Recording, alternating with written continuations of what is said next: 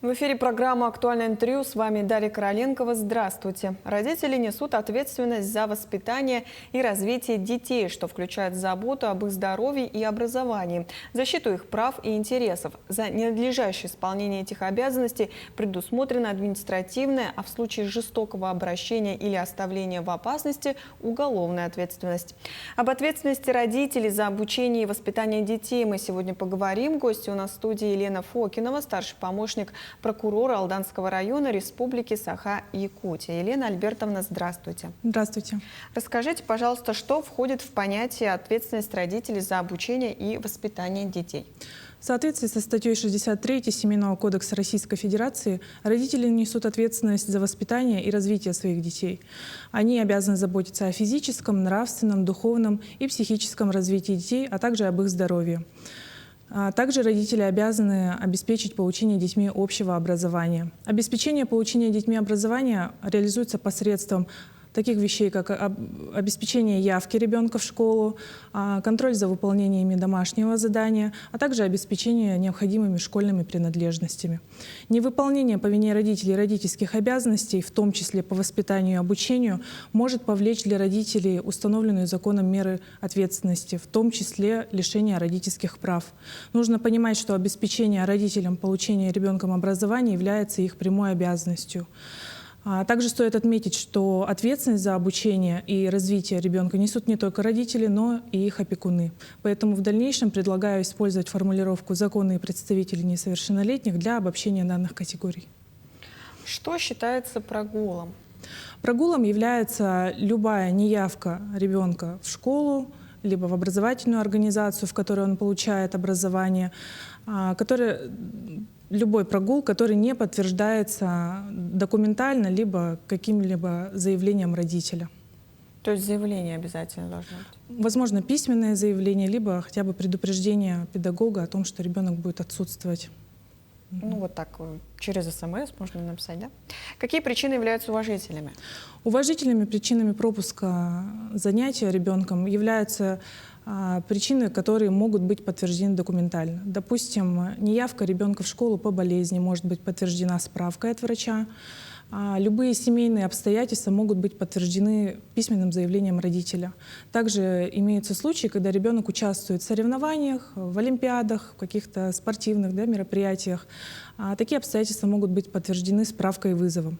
Таким образом, любой пропуск без подтверждающих документов является неуважительной причиной неявки в школу, в организацию. Расписку могут родители? Да, конечно, могут предоставить расписку. Основные причины прогулов без уважительной причины — это какие?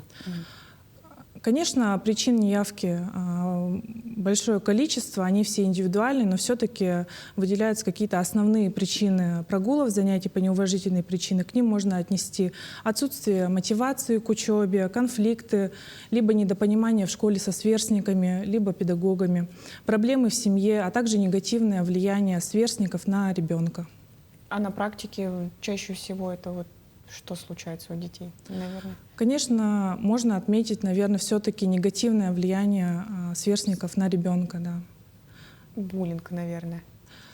Буллинг тоже можно подчеркнуть, да. Какие из органов профилактики отвечают за профилактику прогулов без уважительной причины? В соответствии с федеральным законом от 24 июня 1999 года номер 120 ФЗ об основах системы профилактики безнадзорности и правонарушений несовершеннолетних, выявлением несовершеннолетних, которые не посещают занятия либо систематически совершают прогулы по неуважительным причинам, занимается образовательной организацией. Далее образовательная организация, допустим, школа, передает данную информацию в организации, которые осуществляют управление в сфере образования. Например, управление образования по городу Якутску.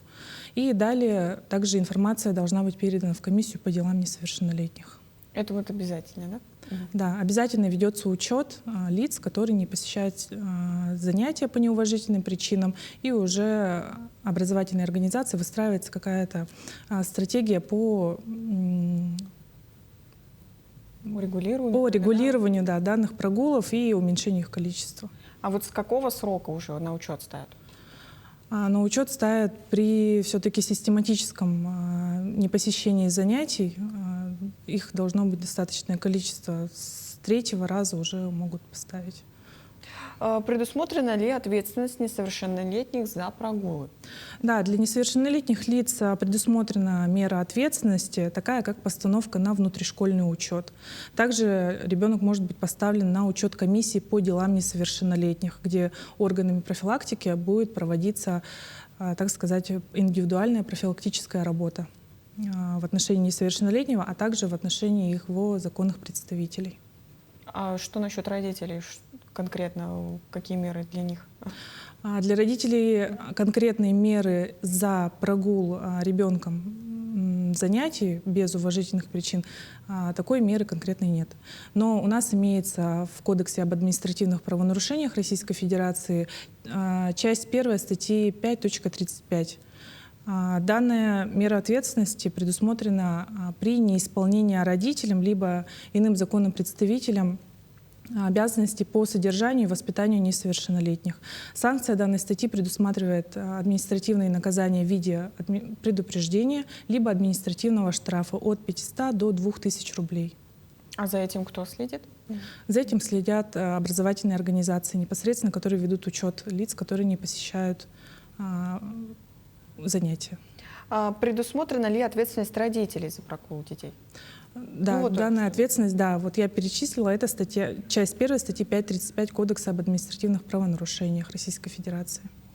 Имеются ли случаи, когда вот прогулы являются основной причиной совершенных административных правонарушений или вот преступлений несовершеннолетних? Да, имеются случаи, когда несовершеннолетние, прогуливая уроки, могут совершить как правонарушения административные, так и уголовно наказуемые деяния. Наличие свободного времени у ребенка, здесь мы имеем в виду отсутствие какого-то организованного досуга у ребенка, а также прогулы занятий могут являться фактором, способствующим совершению противоправных деяний. Например, в одном из районов республики несовершеннолетний, прогуливая уроки, находясь в это время на улице, нашел банковскую карту. И с данной банковской карты использовал денежные средства. Таким образом, несовершеннолетний совершил тяжкое преступление. Вот такой пример. И, конечно, по результатам рассмотрения уголовного дела были применены меры уголовного наказания. При этом не стоит критично, конечно, относиться к наличию свободного времени у ребенка, поскольку законные представители, они могут сыграть важную роль в грамотной организации свободного времени ребенка, записать его на кружки, секции, какие-то спортивные дополнительные занятия. Также нужно помнить, что во время прогула ребенок может стать субъектом преступления, поскольку при отсутствии должного присмотра со стороны законного представителя он также может попасть в опасную ситуацию. Может быть, какие-нибудь советы родителям, вот, от чего можно предостеречь? Да, мне кажется, необходимо все-таки наладить правильное взаимодействие с образовательной организацией, в которой обучается ваш ребенок. Также много обращать внимание на его окружение, на его досуг, на его занятость, на его интересы. И тогда при совокупности данных факторов можно выстроить грамотное общение с ребенком и организовать ему досуг после учебных занятий. Ну и самое, наверное, главное, не игнорировать проблему, которую ребенок верно. приносит домой. А вот чаще всего какие вот это проблемы и вот на практике? У детей и родителей что чаще всего, зачем не следят родители? Вот упускают, может быть, в какой-то момент. Возможно, в связи с занятостью на работе родители учеников, которые в основном в первую смену, возможно, учатся, не организован досуг в послеобеденное время. И родители не могут постоянно в течение дня осуществить контроль. Конечно, здесь больше влияние сверстников на ребенка, если они собираются куда-то пойти погулять, возможно, какие-то совместные интересы, и здесь уже теряется немного контроль родителя над ребенком.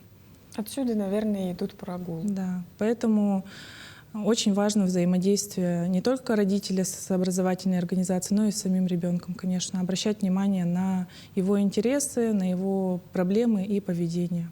Ну и, конечно же, наверное, держать контакт с преподавателями в школе. Да, обязательно.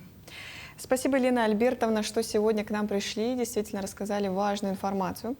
Спасибо вам за приглашение. Это была программа «Актуальное интервью». До встречи.